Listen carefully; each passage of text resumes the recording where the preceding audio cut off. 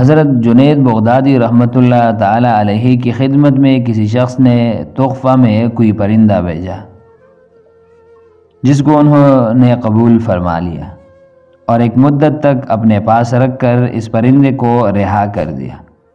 یہ دیکھ کر لوگوں نے آپ سے اس کا سبب دریافت کیا تو ارشاد فرمایا کہ اس پرندے نے مجھ سے فریاد کیا کہ جنید، افسوس ہے کہ آپ تو اپنے احباب کے مناجات سے لطف اندوز ہوتے رہے اور میں بے مونس و غم خوار آپ کے اس پنجرے میں مقید رہوں۔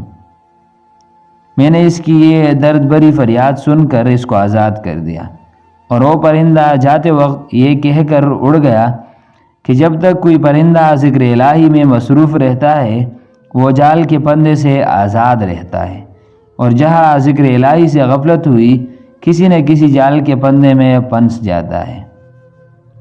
میں تو بس ایک ہی مرتبہ ذکر سے غافل ہوا تھا کہ مجھے اس کی سزا میں پنجرے کی قید میں مقید ہونا پڑا۔ ہائے افسوس ان لوگوں کا کیا حال ہوگا جو اکثر و بیشتر یاد الہی سے غافل رہتے ہیں۔ حضرت جنید، میں آپ سے مستحکم وعدہ کرتا ہوں کہ اب کبھی ایسا نہ کروں گا۔ اس کے بعد کبھی کبھی وہ پرندہ حضرت جنید رحمۃ اللہ علیہ کی زیارت کے لیے آتا اور دسترخوان پر ان کے ساتھ بیٹھ کر کھانا کھایا کرتا تھا۔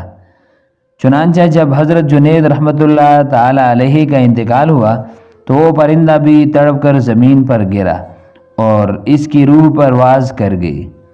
یہ عجیب واقعہ دیکھ کر لوگوں نے اس پرندے کو بھی حضرت جنید بغدادی رحمۃ اللہ علیہ کے ساتھ ہی دفن کر دیا، اور مدت کے بعد حضرت جنید رحمۃ اللہ تعالی علیہ کے مریدوں میں کسی نے اس کو خواب میں دیکھا اور دریافت کیا کہ حضرت آپ کے ساتھ کیا معاملہ کیا گیا؟